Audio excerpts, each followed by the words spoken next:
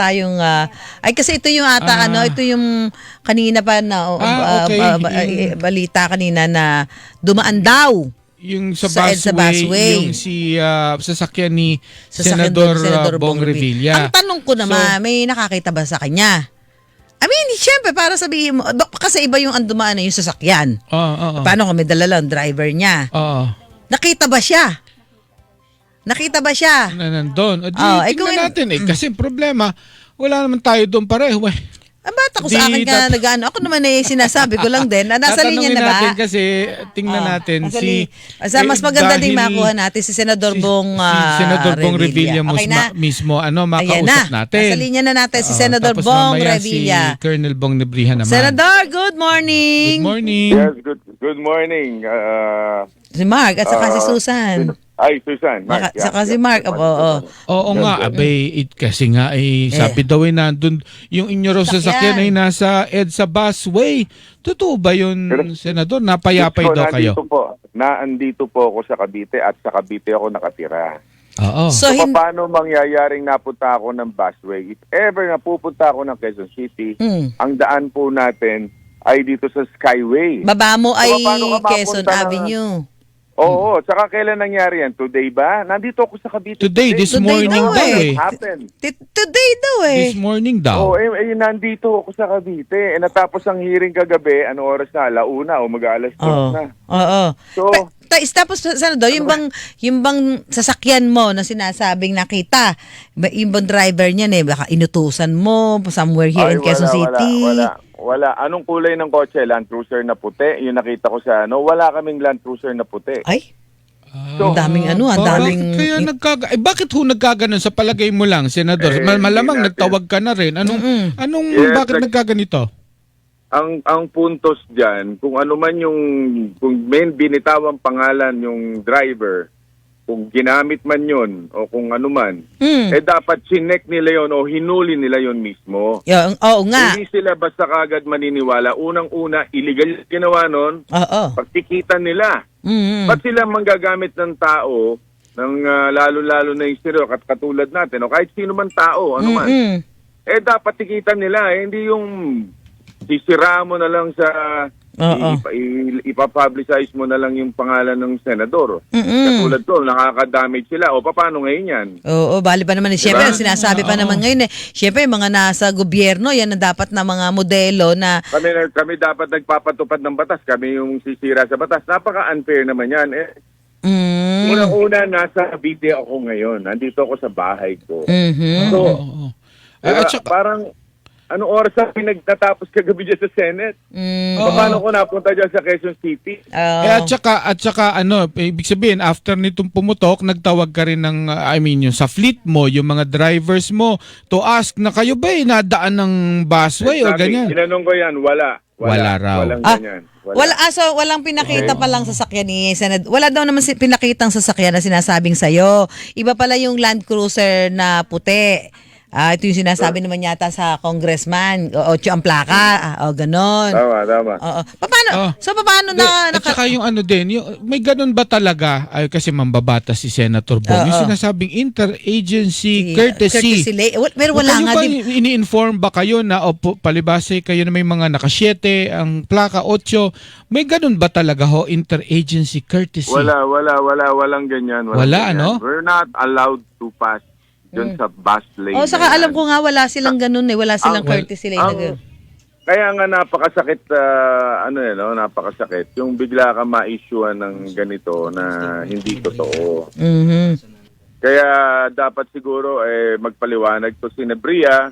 Kaya pinaparecall ko ngayon ng budget ng MMDA, bumalik sila sa Senado at magpaliwanag siya doon. Ay, Senator, ito lang. Balibay, pasado na. Pasado na budget nila napakasakit nun, no? Gawin niya yung trabaho niya, hindi yung maninira siya ng ibang tao. Senator, babasahin ko lang tong so, merong dito Kumabig si MMDA Task Force Special Operations Head Bong Revilla sa nauna niyang pahayag na nasita ang convoy daw ni Senador Bong Revilla sa EDSA busway sa Kapihan sa Manila Bay. Ayan. Inamin ni Revilla na hindi niya personal na nakita ang senador o ang convoy nito. Base lamang anya ang impormasyon sa report ng MMDA enforcer na kasama nila sa operasyon na nagsabing naharang nila ang sasakyan ni Revilla at nagbaba umano ito ng bintana ng sasakyan. Dahil dito nagkaroon anya siya ng judgment call para patuloyin na ang sasakyan na biyaheng northbound sa EDSA. Gayunman, itinatanggihan niya ito ni Senator Revilla. Sa partner ni Senator. Do you accept that cambio? Humingi ng paumanhin si Nebriha kay Senator Revilla kung may pagkakamali sa impormasyon. Paliwanag ni Nebriha, Senador, sinabi niya sa enforcer na naroon ng Senador at nagbaba ng bintana ng sasakyan na maaari hindi sapat para positibong matukoy ang sakay. Do you accept yung paumanhin ho? Senador. Hindi ko accept. I want to see that enforcer and I want to see Nebria in the Senate. Kailan po ito, Senador? Hindi, unfair yan, kabastusan yan, at wala, di bali sana kung talagang kami yun, hinuli. Dapat kung kami nag-violate, tikitan kami walang sisinuhin dyan. Alam mo, Susan, Mark, ako, matindi na yung pinagdaanan ko sa buhay no? Nakulong na ako napakatagal Matagal tayo na tapos naglilinis tayo ng pangalan natin. Tapos sisirain tayo ng walang kakwenta-kwentang ganito na nakasinungalingan na naman. Anak siya ng teteng, di ba? Hindi na tama yan. Nakakapikon na. Hindi, sorry. Oo nga. Umarap ka sa Senado. Di ba? Hindi po pwede yan. Kung talaga nagkasala kami, kikita mo kami, ipakulong mo kami. Pero yung ganyan, sisiraan mo kami, mali yata yan. Mag-resign ka na, di ba? Hindi po pwede yung sorry. Di ba? Oo nga. Kailan mo sila gustong humarap sa Senado? Sa budget, papatawag ko po as soon as possible. Maybe today or tomorrow. Kung kailan. But you will have their budget recalled, ha? Ganon. Yes, paparecall ko po ang budget nila. Aray ko, ang bilis pa naman na ipasa yung budget ng MMDA nung last week. Hindi, pero kasi naman, kung totoo, kung talaga namang hindi pala naman nakita, siguro yung enforcer, sabi, kay Senador Bong Revilla, yun yung pinagbasihan, napaka Then may plaka yung sasakyan. Pwede naman ipa-verify kung totoong sasakyan ni Bong Revilla yan. Hindi na yung sasabihin, driver niya. Andiyan sa likod si Senator Bong. Kung sasabihin, nasa likod si Bong Revilla, hindi ko pala sasakyan at wala naman ako doon. So sana naninindigan ka rin na talagang dapat yung EDSA busway na yan para sa mga emergency vehicles lang sa EDSA. So walang dapat exempted. Tama. Alam ko, minsan napadaan kami dyan, nagmamadali papuntang Kongreso, naka-convoy lahat ng mga senators noon, before, at may mga MMDA ang lead mismo. Sila mismo din ang lead. Pero yun after lang yun. After that, hindi namin ginagawa. So hindi ka umalis pala naman nasa Cavite pala si Senador. Nako, abangan natin yung mga susunod na.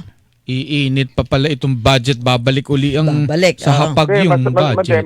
Masakit yung gano'n. Hindi nila dapat ginagawa. Well, actually, kahit naman kanino nangyari yun, kung talagang walang katotohanan, masakit. Pinangalanan ka kasi uling mensahe mo, Senador Bong. Hindi, masasabi ko lang sa kanya, talagang hindi ako natutuwa sa kanya. Diba? Hindi ako natutuwa sa kanila. Oo. Masyadong unfair yan. Baka doon, sabi lang iba nag-react. Baka naman pwede makuha sa mahinahon na usapan. Bong versus Bong. Anong nangyari? Oo. Wala akong pakialam sa kanya. Ay, galit talaga. Gawin niya yung trabaho niya tama, di ba? Oo nga. Sabi ko nga, anak siya ng teteng. Anak ng teteng. Ay siya, sige. Salamat, Senador. Ano man ay sana matapos ng mahinahon maayos. Salamat, magandang umaga, mag-iingat. Senador. Nabasa na natin yung ni... Ayun, yung galit na Senador Bong Revilla. Ayun, meron naman na rin si... Humingi na ng paumanhin, kumabig na rin.